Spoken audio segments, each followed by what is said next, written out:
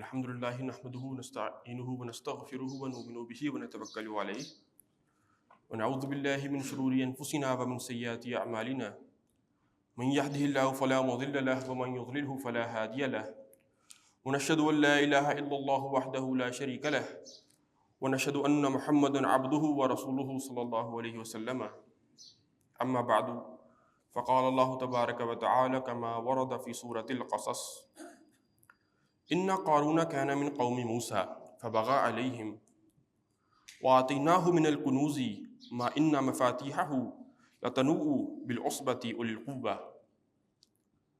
اذ قال له قومه لا تفرح ان الله لا يحب الفرحين رب اشرح لي صدري ويسر لي امري واحلل عقدة من لساني يفقهوا قولي اللهم ارنا الحق حقا وارزقنا اتباعه وارنا الباطل باطلا وارزقنا اجتنابه آمین یا رب العالمین۔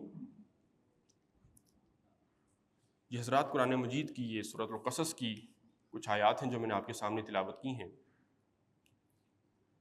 قرآن مجید کے اندر بیان کردہ واقعات میں سے بڑا ہی ایک منفرد اور ایک انوکھا واقعہ ہے جو سورۃ قصص کے اندر یہاں بیان کیا گیا ہے، اور یہ واقعہ ہے ایک شخصیت کے بارے میں جس کا نام قارون تھا۔ قارون کا نام تو اگرچہ قرآن مجید میں اس کے علاوہ بھی ایک مقام پر لیا گیا ہے، لیکن جو نوٹ کرنے کی بات ہے وہ یہ ہے کہ قرآن مجید کا یہ واحد مقام ہے سورہ قصص کے اندر جہاں تفصیل کے ساتھ اس شخص کے بارے میں اللہ تعالیٰ نے بیان کیا ہے۔ اور قرآن مجید جب بھی واقعات بیان کرتا ہے، اللہ تعالیٰ جب بھی کسی شخصیت کا ذکر کرتے ہیں اور نام لے کر کرتے ہیں، تو مقصد صرف اس کا تذکرہ نہیں ہوتا، بلکہ اس کے پردے میں، یا یوں کہنا چاہیے کہ اس شخصیت کے آئینے میں ہمیں ہمارا رخ جو ہے وہ اللہ تعالیٰ دکھا رہے ہوتے ہیں، ہماری تصویر ہمیں دکھائی جا رہی ہوتی ہے، اور اس کو عبرت کے طور پر پیش کرنا ہوتا ہے کہ اس سے لوگ نصیحت حاصل کریں۔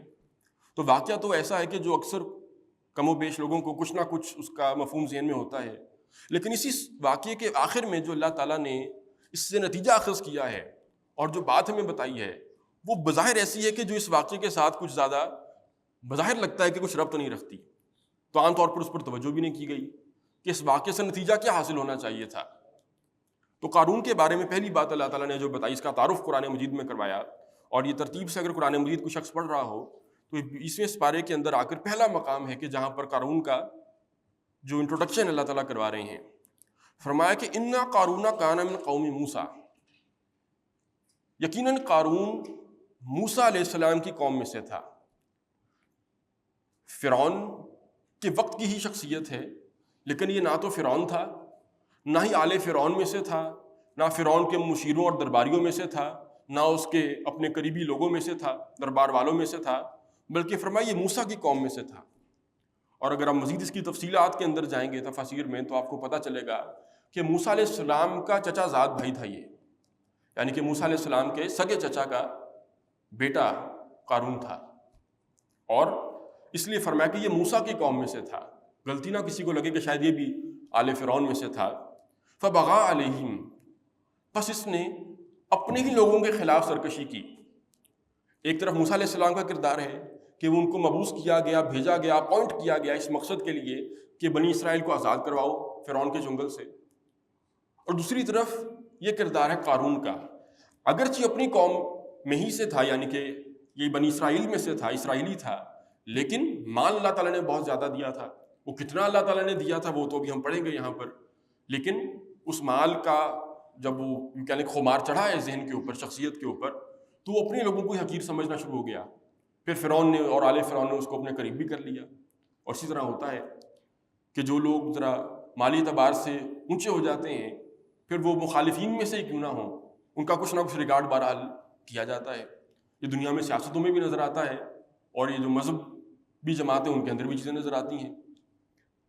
تو فرمایا کہ وَآتَيْنَاهُ مِنَ الْكُنُوزِ، ہم نے اس کو ایسے خزانے عطا کیے تھے، یہ اللہ تعالیٰ خود فرما رہے ہیں کہ ہم نے قارون کو ایسے ایسے خزانے عطا کیے تھے، مَا إِنَّ مَفَاتِحَهُ لَتَنُوءُ بِالْعُصْبَةِ أُولِي الْقُوَّةِ، کیونکہ بڑی طاقتور ایک فوج ہوتی تھی لوگوں کی کہ جو صرف ان خزانوں کو اٹھایا کرتی تھی، ان کی چابیوں کو، مفاتیحہ، ان خزانوں کی چابیوں کو اٹھانے کے لیے ایک بہت بڑی فوج تھی طاقتور، جو اس کو اپوائنٹ کرنی پڑی تھی۔ جب یہ سفر کرتا تھا، خزانے اس کے کہاں پر تھے؟ اس کے محل کے اندر، جس کا آگے ذکر آئے گا، اور خزانوں کی چابیاں وہ ظاہر ہے کہ اپنے پاس رکھتا تھا، اور اپنی خود اٹھا نہیں سکتا تھا، تو وہ ظاہر ہے کہ اس کے پاس فوج تھی پوری۔ ایک ہے فوج لڑنے کے لیے، اور ایک فوج ہے دوسری جس کا کام صرف اور صرف خزانوں کی چابیاں اٹھانا ہے، کنجیاں اٹھانا ہے. اذ قال له قومه لا تفرح، ذرا یاد کرو جب اس کی قوم نے اس سے کہا تھا لا تفرح، دیکھو اپنی اس دولت کے اوپر، اپنے اس مال اور اپنے خزانوں کے اوپر اتنا اترایا نہ کرو، اتنی شوخی میں نہ آ جایا کرو کہ میرے پاس بہت کچھ ہے. اور وہ کس انتہا تک شوخی تھی اس کے اندر، وہ تو اس کے الفاظ آگے خود بتائیں گے. تو اس کی قوم نے نصیحت کی اس کو کہ دیکھو اتنا اترایا نہ کرو اس مال کے اوپر. ان اللہ لا يحب الفرحین، اللہ تعالیٰ کو یقیناً ایسے اترانے والے لوگ، بریگ کرنے والے لوگ بالکل پسند نہیں ہے اللہ تعالیٰ کو. وابتغی فیما آتاک اللہ، اور دیکھو یہ جو مال اللہ تعالیٰ نے تمہیں عطا کیا ہے اس کا جو صحیح مصرف ہے وہاں پر اس کو استعمال کرو، اس کے ذریعے سے حاصل کرو، تلاش کرو، پہنچنے کی کوشش کرو. کہاں پر؟ الدار الاخرہ، اس کے ذریعے سے آخرت کا گھر حاصل کرنے کی کوشش کرو. ولا تنس نصیبک من الدنیا، اور دیکھنا دنیا میں سے جو اس مال کا حق ہے اس کو بھول نہ جانا. یعنی کہ اصل مقصد تو اس مال کا یہ ہے کہ اس کو تم اپنی آخرت بنانے کے لیے، سنوارنے کے لیے استعمال کرو. کیا مطلب ہے؟ کہ جہاں جہاں اللہ تعالیٰ نے اس کو خرچ کرنے کا حکم دیا ہے، جہاں جہاں اللہ خرچ کرنے سے راضی ہوتا ہے ان کاموں میں خرچ کرو، جائز کاموں میں، حلال کاموں میں. اور اسی طرح جہاں جہاں اللہ تعالیٰ نے اس کو خرچ کرنے سے منع کیا ہے، حرام کاموں میں اس کو لگانے سے باز رہو. وَأَحْسِن كَمَا أَحْسَنَ اللَّهُ إِلَيْكَ، اور دیکھو قارون جیسے اللہ نے تمہارے اوپر احسان کیا ہے، اللہ نے تمہارے ساتھ اچھائی کا معاملہ کیا ہے، اسی طرح لوگوں کے ساتھ بھی اچھائی کیا کرو. احسن، لوگوں کے ساتھ بھی اچھا سلوک کیا کرو جیسا کہ اللہ نے تمہارے ساتھ احسان کیا ہے، اچھا سلوک کیا ہے. کیا مطلب ہے؟ کہ انسان یہ سمجھ لے اگر کہ میں ڈیزرو کرتا ہوں جو کچھ نعمتیں مجھے حاصل ہیں.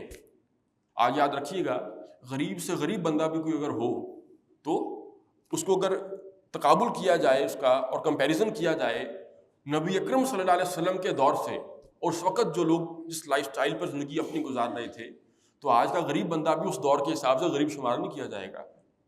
بہت ہی فقیر اور بہت ہی پسماندہ حالت میں بھی کوئی رہتا ہو تو میرا نہیں خیال کہ آج کے دور میں کوئی ایسا بندہ ہوگا اس کے 3 دن گھر میں فاقہ چلتا رہے، 3 دن تک نہ اس نے کچھ کھایا ہو، نہ اس کے بیوی بچوں نے کچھ کھایا پیا ہو. تو یہ فاقے جو ہیں یہ تو اللہ کے نبی صلی اللہ علیہ وسلم کے گھر میں بھی رہے ہیں اور صحابہ کے گھروں میں بھی رہے ہیں، خصوصاً جو اصحاب صفہ شمار ہوتے ہیں. تو جب انسان کو کچھ ملتا ہے دنیاوی اعتبار سے، اللہ نے کوئی عزت دے دی، اللہ نے روزی جو ہے وہ کھول دی انسان کی، رزق جو ہے انسان کا کشادہ ہو گیا، سواری اللہ تعالیٰ نے اچھی دے دی ہے، تو انسان یہ سمجھنا شروع ہو جاتا ہے کہ شاید I was deserving of this, میں ڈیزرو کرتا تھا، میرا حق تھا، یہ میں نے آفٹر آل محنت کی ہے، میں نے وقت پر انویسٹمنٹ کی ہے، میں نے صحیح کاروبار کے اندر پیسہ ڈالا ہے، میں نے اپنے پیسے کو ضائع ہونے سے بچا لیا، میں نے فضولیات کے اوپر خرچ نہیں کیا، یہ میرے فیصلے تھے جن کی وجہ سے مجھے آج چیزیں حاصل ہوئی ہیں. تو انسان کہیں نہ کہیں سمجھتا ہے، یا جاب کرتا ہے تو سمجھتا ہے کہ بھائی محنت ہے جو مجھے مل رہی ہے وصول میں کر رہا ہوں، کسی کا احسان تو مجھ پر نہیں ہے. تو یہ ہے جس کی آگے نفی کی جائے گی. تو دیکھو اللہ نے تمہارے اوپر جیسے احسان کیا ہے، تمہارے ساتھ اچھا سلوک کیا ہے، بھلائی کا معاملہ کیا ہے، اسی طرح تم بھی لوگوں کے ساتھ بھلائی کا معاملہ کیا کرو. وَلَا تَبْغِ الْفَسَادَ فِي الْأَرْضِ، نہ یہ کہ تم زمین کے اندر فساد مچانا شروع کر دو اس مال کے ذریعے سے.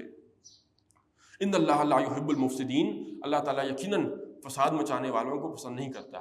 اس کو سمجھ لیں، انسان جب قرآن مجید پڑھنا شروع کرتا ہے کوئی بھی مسلمان، تو سورۃ البقرہ ہی سے فرام دا ویری بگننگ یہ فساد کا لفظ استعمال ہونا شروع ہو جاتا ہے. اللہ تعالیٰ جب منافقوں سے کہا جاتا ہے لا تفسدوا فی الارض، زمین میں فساد نہ مچاؤ، تو یہ کہتے ہیں انما نحن مصلحون، ہم تو اصلاح کر رہے ہیں، فسادی تو تم ہو. یہ فساد کسے کہتے ہیں دین کی اصطلاح میں، قرآن مجید کی اصطلاح کے اندر؟ کوئی بھی کام جب اس کو حدود اللہ سے نکل کر کیا جائے گا، وہ کوئی دینی کام ہو بظاہر، کوئی مذہبی کام ہو، کوئی دنیاوی کام ہو، فائنینشیل کوئی آپ کی ٹرانزیکشن ایسی ہے، کوئی لین دین کا معاملہ ایسا ہے، کوئی عہد و پیمان آپ نے ایسا کیا ہے، کچھ بھی ہو، whatever it may be, جب وہ اللہ تعالیٰ کی دی ہوئی حدود سے، ہدایات سے نکل کر آپ کوئی بھی کام کریں گے، اللہ تعالیٰ کی دی ہوئی لمٹس کو کراس کریں گے، تو یہ دین کی اصطلاح میں، قرآن مجید کی اصطلاح میں فساد شمار کیا جاتا ہے. یہ فساد فی الارض ہے، زمین میں فساد مچایا جا رہا ہے. کیونکہ وہ جو اللہ تعالیٰ نے ایک نظام دیا ہے مکمل اسلام کی صورت کے اندر، جب بھی انسان کسی بھی پہلو سے اسے تجاوز کرے گا، الٹیمیٹلی اس کا نتیجہ یہی نکلے گا کہ دنیا کے اندر فساد ہوگا. کبھی وہ اپنے سامنے نظر آ جاتا ہے، کبھی اس کے ریپل ایفیکٹس ہوتے ہیں اور آگے چل کر وہ فساد رونما ہوتا ہے. تو فرمایا تم اس کے مال کے ذریعے اللہ کا فضل حاصل کرو، نہ کہ یہ دنیا کے اندر فساد مچاتے پھرو. اس پر قارون کا جواب کیا تھا؟ قارون کہنے لگا انما اوتیتہ علی علم عندی، تم کون سے حق کی بات کرتے ہو، اللہ کی دین کی بات کرتے ہو، یہ جو میرا مال ہے یہ مجھے میرے علم کی بنیاد پر حاصل ہوا ہے، یہ میری سوچ تھی، میری انٹلیکٹ تھی، میری ذہانت تھی، میری فطانت تھی، جس کے ذریعے سے آج میں اپنا مال اکٹھا کر سکا ہوں. اور بالکل یہی الفاظ ہیں جو آپ کو، یہ مینٹلٹی ہے قرآن مجید جس کی عکاسی کرتا ہے. یہ صرف شخصیات نہیں ہے قرآن مجید نے جن کو ہائی لائٹ کیا، فیہ ذکرکم جس کو کہا گیا اس قرآن میں تمہارا ذکر ہے. وہ انسان دل کھول کر پڑھے گا تو محسوس ہوگا کہ ہاں یہ چیزیں آج مجھ میں بھی پائی جاتی ہیں، میرے معاشرے میں بھی پائی جاتی ہیں. یہ مائنڈ سیٹ ہے. یہاں پر قارون کی شخصیت کے حوالے سے اس کو ہائی لائٹ کیا گیا. اسی طرح سورہ یاسین ہم پڑھتے ہیں، سورہ یاسین میں اس کو ایک شخصیت کے طور پر کہا گیا کہ لوگوں میں سے کچھ ایسے بھی ہوتے ہیں جب انہیں کہا جاتا ہے کہ اللہ کے راستے میں کچھ لگاؤ، اللہ کے غریب بندے ہیں، کچھ جن کو بھی کھلایا پلایا کرو، اللہ نے کتنا وافر آپ کو دیا ہے، تو یہ کیا کہتے ہیں، انطعم من لو یشاء اللہ اطعمہ، ہم ان لوگوں کو کھلائیں جن کو اللہ چاہتا تو خود کھلا دیتا. اللہ نے چاہا کہ یہ بھوکے ننگے رہیں، ہمیں کیا ضرورت پڑی ہے کہ ان پر احسان کرتے پھریں، اللہ چاہتا تو ان کو خود کھلا دیتا. اسی مینٹلٹی کی عکاسی ہے، یہ وہی مینٹل کیلیبر ہے کہ اوتیتہ علی علم عندی، یہ میرا مال مجھے میرے علم کی بنیاد پر حاصل ہوا ہے. آج بھی کسی بندے نے چھوٹا سا کام کو شروع کیا ہے، کوئی چھوٹی سی کوئی فیکٹری اگر لگائی ہے، آنے والے 10-20 سالوں میں اگر دیکھتے ہیں کہ وہ ترقی کرتے کرتے 1 سے 4 اور 4 سے پھر 8 ہو گئی ہیں، تو ہماری زبان پر بھی یہ الفاظ آتے ہیں، ہمارے فیصلے تھے، ہماری سمجھداری تھی. اور پھر طنز کرنا جو ہیو ناٹس ہیں معاشرے کے، جو فقراء میں سے ہیں معاشرے کے، وہ یہ بیوقوف لوگ ہیں، ان کو پتہ نہیں مال خرچ کیسے کیا جاتا ہے، ان کو پتہ نہیں انویسٹمنٹ کیسے کی جاتی ہے، خود ہی غلط فیصلے کرتے ہیں اور اس کے بعد خود ہی پھنستے ہیں، پھر خود ہی روتے پھرتے ہیں، جی ہمارا مال تنگ ہو گیا ہے، ہمارا رزق تنگ ہو گیا ہے. تو ان کو پتہ نہیں انویسٹمنٹ کیسے ہوتی ہے، ان کو کاروبار کرنے کا ڈھنگ ہی نہیں آتا. تو یہ کاروباری حلقوں کے اندر جو بھی اٹھتے بیٹھتے ہیں اس طرح کی باتیں عام طور پر سننے کو ملتی ہیں کہ یہ بے وقوف لوگ ہیں، ان کو پتہ نہیں ہے کام کیسے کیا جاتا ہے، اس لیے اس طرح مارے کھاتے ہیں. تو قارون کے بھی یہ الفاظ تھے کہ یہ مجھے میری سمجھداری، میری فصاحت، میری جو فطانت ہے، عقل مندی ہے، میرا علم ہے، اس کی بنیاد پر سارا کچھ حاصل ہوا ہے. اولم یعلم، اب اللہ تعالیٰ تبصرہ کر رہے ہیں اس کی شخصیت کے اوپر، اس کومنٹس کے اوپر. اللہ تعالیٰ فرماتے ہیں کیسا عجیب انسان تھا، کیا اس کو یہ بات پتہ نہیں تھی کہ ان اللہ قد اہلک من قبلہ من القرون من هو اشد منہ قوۃ، ایسا شخص ہے، اس کو پتہ نہیں تھا کہ اس سے پہلے اللہ تعالیٰ نے کتنی قوموں کو، کتنی بستیوں کو تباہ کر دیا. ان میں وہ بستیاں بھی تھیں اور وہ قومیں بھی تھیں کہ جو اس سے کئی گنا زیادہ طاقت والی بھی تھیں، وہ اکثر جمعاً، اور کئی گنا زیادہ مال بھی رکھتی تھیں، ان کے پاس زیادہ مال بھی تھے، زیادہ خزانے بھی تھے. اللہ نے تو ان کو بھی ہلاک کر دیا. ولا یسأل عن ذنوبہم المجرمون، اور گناہ گاروں سے ان کے گناہوں کے بارے میں سوال نہیں کیا جاتا ہے. اسٹیٹمنٹ کو خوب اچھی طرح سمجھیے گا کہ گناہ گاروں سے ان کے گناہوں کے بارے میں سوال نہیں کیا جاتا. کیا مطلب ہے کہ اللہ تعالیٰ کو کسی سے پوچھنا نہیں پڑے گا کہ بھئی آپ نیک تھے کہ بد تھے. اگلا کہہ دے گا کہ نہیں جی ہم تو بڑے نیک تھے، تو ہو چاہے ہمیں غلطی لگی ہے معاذ اللہ تو آپ جنت میں چلے جا. نہیں، اللہ تعالیٰ کا ریکارڈ محفوظ ہے، اللہ کو کسی سے انکوائری کی ضرورت نہیں پڑے گی، کسی فرشتے سے پوچھنا نہیں پڑے گا. اور قرآن مجید میں بار بار جو ذکر آتا ہے کہ کرام کاتبین بیٹھے ہیں، اعمال نوٹ کرنے ہیں، وہ کیا ہے کہ وہ انسان کے اعمال نامے انسان کے خلاف گواہی بن کے کھڑے ہو جائیں گے کہ دیکھو ہم تمہارے اعمال ہیں. وہ انسان کے خلاف حجت ہوگی. اور اللہ تعالیٰ علیم بھی ذاتی صدور ہے، وہ تو سینوں کے اندر جو راز چھپے ہیں ان کو بھی جانتا ہے. اللہ کو نہیں پوچھنا پڑے گا کہ آپ کیا تھے، نیک تھے بد تھے، جس معنی میں یہاں پر ان سے سوال نہیں کیا جائے گا. پھر ایک سوال آتا ہے وَلَا تُسْأَلُنَّ يَوْمَئِذٍ عَنِ النَّعِيمِ، تم سے لازماً پوچھا جائے گا نعمتوں کے بارے میں. وہ ہے سوال کرنا ڈرانے کے لیے، وہ دھمکی کے انداز میں سوال ہے، وہ اور معنی ہے سوال کا وہاں پر. تو بہرحال اللہ تعالیٰ ان گناہ گاروں سے اللہ کو پوچھنا نہیں پڑے گا کہ آپ کے گناہ کیسے تھے بھی کہ نہیں تھے. فخرج علی قومی فی زینتہ، اسی طرح ایک روز اپنی قوم کے سامنے سے گزرا فی زینتہ، اپنے پورے پروٹوکولز کے ساتھ. ظاہر مال زیادہ ہوتا ہے تو مال اپنا ظہور بھی چاہتا ہے، تو وہ نظر آتا ہے پھر انسان کی چال کے اندر، انسان کی گفتار کے اندر، گفتگو کے انداز میں، اٹھنے بیٹھنے کے انداز میں بھی، اور اس کے رہنے کی آسائشیں جس طرح سے ہوتی ہیں ان میں بھی نظر آتا ہے، گھروں میں بھی لگتا ہوا نظر آئے گا. اور اسی طرح انسان کی سواریاں، اور سواری تو اچھی، پھر عام بندہ بھی کچھ نہ کچھ محنت کر کے لے ہی لیتا ہے. پھر پروٹوکولز ہوتے ہیں آگے پیچھے.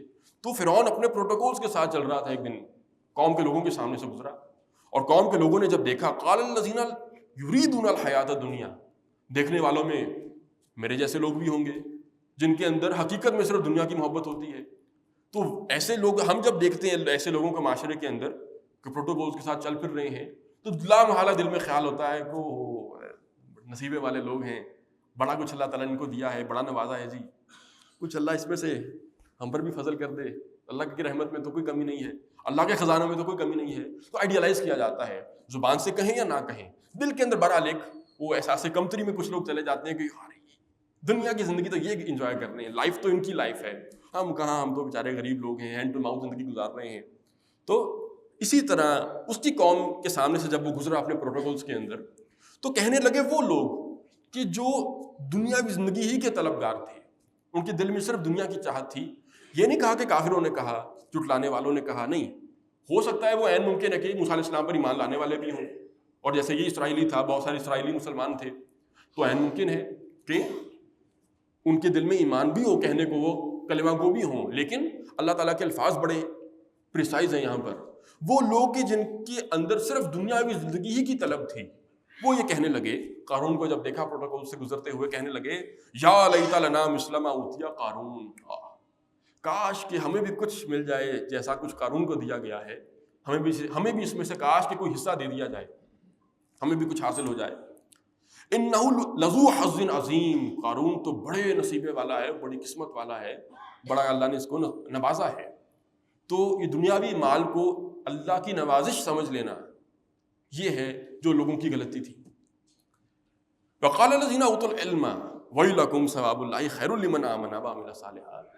اور وہ لوگ کہ جن کو علم عطا کیا گیا تھا، اور علم قرآن مجید کس کو کہتا ہے؟ آخرت کے یقین کو، کہ میرا محاسبہ ہوگا، اکاؤنٹیبلٹی کے یقین کو قرآن علم کہتا ہے. جن کو یہ علم حاصل تھا، تورات تو بھی نہیں اتری، تو آپ یہ بھی نہیں کہہ سکتے تورات کا علم تھا، انجیل اس کے بھی بعد آنی ہے.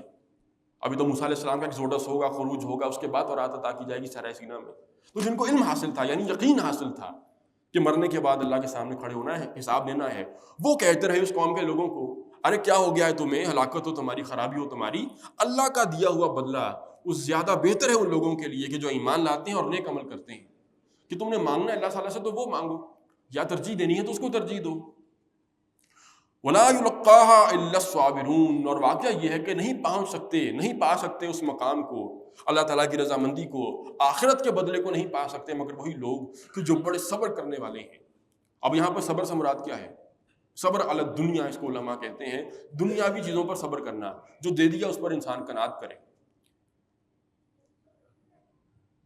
ہوا کیا؟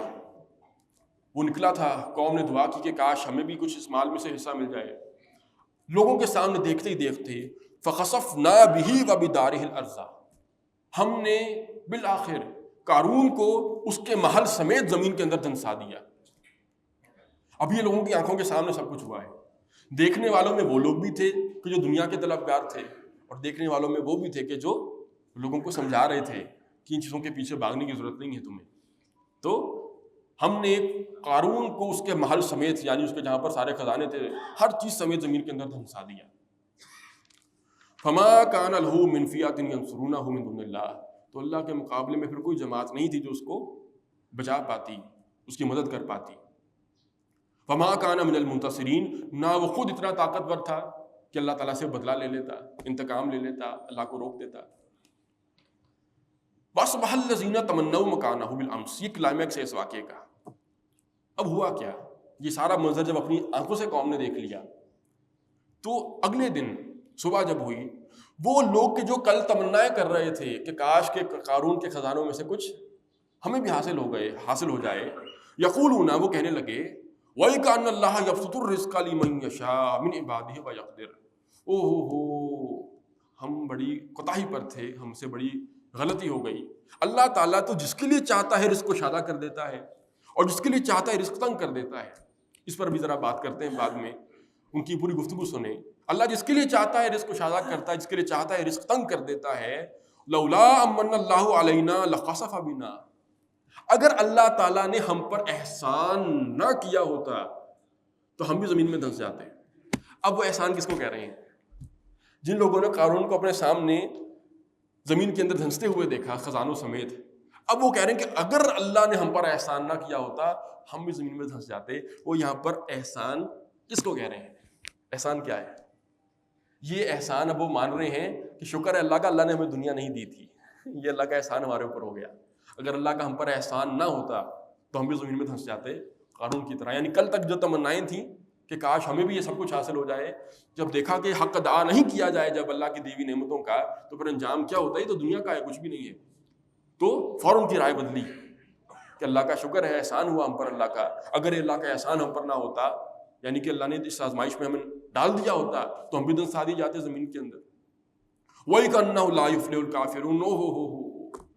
ہم بڑی کوتاہی پر تھے, ہلاکت ہو, خرابی ہو, یہ ناشکرے لوگ کبھی بھی فلاح نہیں پاتے. اگین ناشکرا پن انسان کا. دیکھیں حدیث کے اندر کہا گیا, اللہ کے نبی فرماتے ہیں صلی اللہ علیہ وسلم کہ انما الدنیا خلقت لکم وانتم خلقتم للآخرہ, کہ یہ دنیا یہ تمہارے لیے بنائی گئی ہے, لیکن تم آخرت کے لیے بنائے گئے ہو. انسان کے سامنے اپنا مقصد واضح رہے. یہ دنیا ہے, متاع کہا گیا اس کو, متاع الغرور ہے, دھوکے کا سامان استعمال کرو, برتو, لیکن اپنی منزل انسان وہ نہ بھولے. صحابہ کی زندگی ہم دیکھتے ہیں کہ عبد الرحمن ابن عوف رضی اللہ عنہ, عثمان غنی رضی اللہ عنہ, یہ ان صحابہ میں سے جو اغنیائے صحابہ شمار ہوتے ہیں. ان کی مال و دولت آج کے جو کہیں کہ کرنسی کے اعتبار سے, مال کے اعتبار سے, یہ اربوں میں شمار کی جائے گی جتنی وہ راستے چھوڑ کر گئے تھے. لیکن فرق ہے بڑا بنیادی کہ ان کا مال بڑھتا رہا, تجارت کرتے تھے اور خوب تجارتیں انہوں نے کی, پوری دنیا میں ان کے تجارتی قافلے چلتے تھے. لیکن جیسے جیسے ان کا تجارت بڑھتی تھی, کاروبار بڑھتا تھا, ایسٹس بڑھتے تھے, ان کا اسٹینڈ آف لیونگ وہ ساتھ ساتھ بڑھتا نہیں تھا. پھر وہ کہاں جا رہا ہے سارا؟ وہ اللہ کے راستے میں جو لگاتے تھے وہ ساتھ ساتھ بڑھتا چلا جاتا تھا. اب دو میں سے کوئی ایک کام ہوگا. آپ جیسے جیسے کماتے جائیں گے, ایک ہے کہ جیسے ہم لوگ کرتے ہیں اپنا اسٹینڈ آف لیونگ بڑھاتے جاتے ہیں, اور اس میں بھی کوئی حرام کام تو نہیں ہے اگر اللہ کی حلال دیے ہوئے مال سے کیا جائے. غلطی کہاں پر ہوتی ہے؟ ہم اس کے اوپر کوئی لمٹ نہیں لگاتے, بس یہاں تک کافی ہے, جس کے بعد جتنا زیادہ بڑھتا چلا جائے گا وہ اور آگے سے آگے, بڑے سے بڑا گھر, بڑے سے بڑی سواری, وہ ہرس انسان کی ختم نہیں ہوتی. اللہ کے نبی صلی اللہ علیہ وسلم فرماتے ہیں کہ ان البذاذۃ من الایمان, بڑی پیاری حدیث ہے. حضور فرماتے ہیں صلی اللہ علیہ وسلم کہ سادگی ایمان کا حصہ ہے. یعنی کہ جس شخص کی طبیعت کے اندر سادگی نہیں ہے, ایمان کا جز کم از کم ماننا پڑے گا, پھر اس کی طبیعت کے اندر نہیں ہے. تو یہ شوخیاں مارنا اور اپنے آپ کو شو کرنا کہ ہم بڑی شے بن گئے ہیں, لوگوں کو حقیر سمجھنا, یہ گویا کہ سادگی نہیں رہی شخصیت کے اندر آپ کے. صحابہ کے پاس جتنا کچھ بھی تھا, اور ہم پڑھتے ہیں واقعات, آپ بھی سنتے ہیں, وہ خلیفہ وقت بھی کیوں نہ ہو, لوگ دیکھتے تھے اور سمجھتے تھے کہ شاید یہ ملازم ہے, گھوڑے پر بیٹھا جائے, یہ عمر فاروق ہیں. کیوں؟ طبیعت اور مزاج کی سادگی اتنی شدید تھی کہ دیکھنے والا سمجھ نہیں پاتا تھا کہ یہ ہیں خلیفہ مسلمین. یہ ہے بات جو سمجھنے کی ہے. اب یہاں پر جو سمجھے کا بات جو میں نے کہا کہ آگے چل کر میں وضاحت کروں گا, کہ فرمایا کہ انہوں نے جب قارون کو دھنستے ہوئے دیکھا تو انہوں نے کہا اگلے دن کہ اللہ تعالیٰ جس کے لیے چاہتا ہے رزق کھول دیتا ہے, جس کے لیے چاہتا ہے رزق تنگ کر دیتا ہے. یہ بہت ہی گہرا مضمون ہے جو سمجھنے والا ہے. بہت سارے لوگ اس کو سمجھتے نہیں ہیں. رزق ہے کیا؟ رزق کس کو کہتے ہیں؟ یہ تو چلیں بات سمجھی آتی ہے اور صحیح سمجھی جاتی ہے کہ انسان کا جو مال کھاتا ہے وہ بھی رزق ہے, کھانا کھاتا ہے, اس کے علاوہ اس کی اللہ تعالیٰ نے بیویاں دی ہیں اگر وہ بھی رزق ہے, اولاد اللہ تعالیٰ نے دی ہے وہ بھی رزق ہے جو اللہ تعالیٰ نے دیا ہے, جو آسائشیں دی ہیں, جو لباس دیا ہے, یہ بھی تو رزق ہے. لیکن ایک بڑی مسکنسیپشن ہے, بہت بڑا مغالطہ ہے جو ہمارے سیکولر لوگوں کو تو لاحق ہے ہی ہے, بڑے اچھے دیندار لوگوں کو بھی یہ مسکنسیپشن لاحق ہے.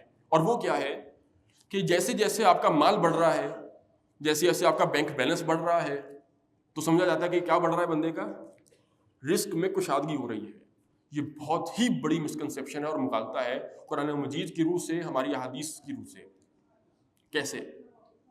آپ سوچیں گے اس میں کیا غلطی ہے؟ ایک بندہ زیادہ کما رہا ہے تو سمجھا جاتا ہے اس کا رزق بڑھ گیا, حالانکہ ایسا نہیں ہے. اس کو آپ اس مثال سے سمجھیے گا. عثمان غنی رضی اللہ عنہ کا بھی ہم نے نام لیا. وہ جب دنیا سے رخصت ہوئے تو اربوں کی جائیدادیں پیچھے چھوڑ کر گئے, لاکھوں اونٹ چھوڑ کر گئے, درہم و دنانیر چھوڑ کر گئے. تو اگر سمجھا جائے کہ وہ اونٹ, وہ ان کا مال, وہ ان کی جائیدادیں, وہ ان کی زمینیں, وہ ان کا رزق تھیں, تو آپ نے ایک بہت بڑے اسلامی عقیدے کی خلاف ورزی کی ہے. انسان کو موت نہیں آ سکتی جب تک وہ اپنا رزق پورا نہ کر لے. یعنی کہ ایک بندہ مر گیا اور رزق پورا دنیا میں اپنا چھوڑ گیا, یہ تو ناممکنات میں سے ہے کہ میں آگے چلا جاؤں اور رزق میرے استعمال میں آئے بغیر دنیا میں رہ جائے. اب ذرا مشکل بات ہے سمجھنے کی ہے. کیا مطلب ہے؟ حدیث کے اندر آتا ہے کہ اللہ کے نبی فرماتے ہیں صلی اللہ علیہ وسلم کہ بنی آدم کہتا ہے, آدم کا بیٹا کہتا ہے مالی مالی, میرا مال میرا مال, لیکن اس کا تو صرف وہ ہے جس نے کھا لیا, ختم کر لیا، پہن لیا بوسیدہ کر دیا، استعمال کر لیا پرانا کر دیا۔ رزق صرف یہ ہے انسان کا، جو چیزیں اس کے استعمال میں آ جائیں، کروڑوں پڑے ہوئے ہوں آپ کے بینک بیلنس کے اندر، لیکن آپ ان کو استعمال کرنے سے قاصر رہ گئے، محروم رہ گئے۔ بیماری کوئی ایسی ہو گئی ہے کہ آپ لمیٹڈ سی خوراک اس کے علاوہ کچھ کھا نہیں سکتے۔ بہت ساری مثالیں اس چیز کی ہمارے سامنے۔ یہ کیا ہے؟ وہ دنیا کو لگ رہا ہے کہ رزق ہے، وہ رزق نہیں ہے آپ کا، رزق آپ پر تنگ کر دیا گیا ہے۔ یہ الفاظ کیوں کہے ہیں قارون کو دھنستا ہوا دیکھ کر لوگوں نے؟ کہ ہم سمجھ رہے تھے اللہ نے اس کو رزق عطا کیا ہے بہت زیادہ، یہ تو دنیا میں چھوڑ کر چلا گیا سارا کچھ۔ گویا کہ وہ اس کا رزق نہیں تھا، وہ بعد والوں کا حصہ تھا۔ اس کی نسلیں ہوں گی، یا پھر بعد والے دنیا والے ہوں گے، یا جو بعد میں سالوں بعد انہوں نے ایکسٹریکٹ کیے وہ خزانے دنیا کی زمین سے، مصر کے نیچے سے آج بھی وہ چیزیں ایکسٹریکٹ کی جا رہی نکل رہی ہیں، یا وہ جس کے ہاتھ میں آئے گا وہ ان کا حصہ ہوگا۔ تو یہ انسان سمجھ لیتا ہے کہ جو دنیا کے اندر ترقی کر رہا ہے، ان دا سینس کہ اس کا کاروبار بڑھ رہا ہے، یا کرنے والے خود سمجھ لیتے ہیں کہ میرا رزق بڑھ رہا ہے۔ نہیں، آپ کا وہی ہے جو آپ استعمال کر رہے ہیں۔ آپ نے جتنا مرضی بڑا محل اپنے لیے بنا لیا، سونا آپ نے اسی ایک بستر کے اوپر ہی ہے، اور جب بڑھاپا پھر انسان پر طاری ہوتا ہے، اللہ کے نبی صلی اللہ علیہ وسلم نے پناہ مانگی ہے، اللہم انی اعوذ بک من ارذل العمر، اے اللہ میں تیری پناہ مانگتا ہوں عمر کے آخری کمزور ترین حصے سے۔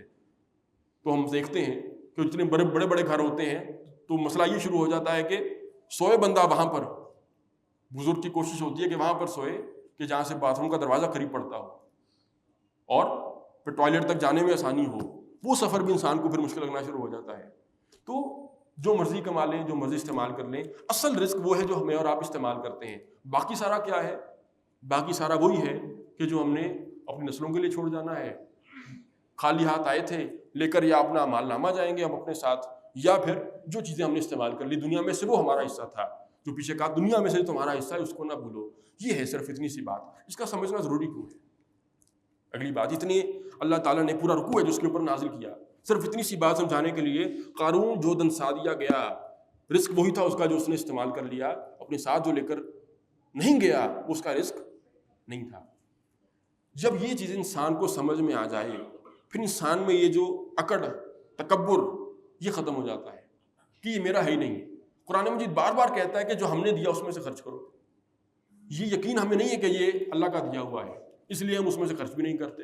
حالانکہ قرآن مجید نے معیار جو ہے کامیابی کا اس کو بیان کیا ہے کہ جس شخص نے اللہ کے راستے میں خرچ کیا، فَمَا مَنْ أَعْطَىٰ وَاتَّقَىٰ وَصَدَّقَ بِالْحُسْنَىٰ فَسَنُيَسِّرُهُ لِلْيُسْرَىٰ، جس نے اللہ کے راستے میں خرچ کیا اور بچ بچ کے زندگی گزاری، اور جب بہترین دعوت پیش کی گئی اس نے اس کو قبول کر لیا، دین کی دعوت کو قبول کر لیا، یہ ہے جس کے لیے ہم جنت کا راستہ آسان کر دیں گے۔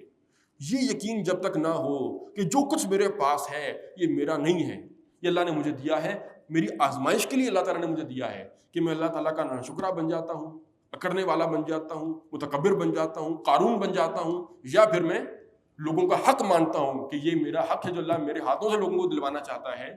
یہ جب تک چیز یقین کے درجے میں دل میں نہ اتر جائے تو جیب سے دھیلا بھی انسان نکال کر راضی نہیں ہوگا۔ ہاں اتنا انسان نکال لے گا کہ پہلے چلو ضمیر کو خوشی ہوتی ہے، طبیعت میں انشراح پیدا ہوتا ہے، کسی کی میں نے مدد کر دی ہے، اس حد تک تو ہوگا، لیکن اس سے آگے بڑھ کر صدقات و خیرات نہیں ہوں گے۔ اللہ کے دین کے لیے انسان خرچ کرنے پر کبھی آمادہ نہیں ہوگا۔ تو اللہ تعالیٰ سے دعا ہے کہ اللہ تعالیٰ یہ یقین ہمیں عطا کرے۔ آخر پورا قرآن میں رکوع نازل ہوا اس موضوع کے اوپر، یہ سمجھنے کی بات ہے کہ میرا رزق وہی ہے جو میں نے کھا لیا، جو میں نے پہن لیا، باقی دوسروں کے حصے جو اللہ تعالیٰ نے میرے ہاتھوں میں دیے ہیں، اور ہر بندے کے لیے اس کے ذمے ہے یہ کہ اس کو آگے پہنچائے۔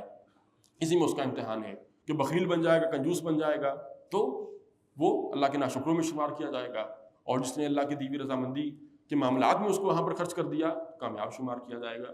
بظاہر بڑی موٹی سی بات ہے، لیکن آخرت کے فیصلے اس کی بنیاد پر ہوں گے۔ اللہ تعالیٰ اس پر یقین عطا فرمائے ہمیں کہ جو کچھ ہے یہ اللہ کا دیا ہوا ہے۔ بارک اللہ لی و لکم فی القرآن العظیم ونفعنی و ایاکم بالآیات و ذکر الحکیم۔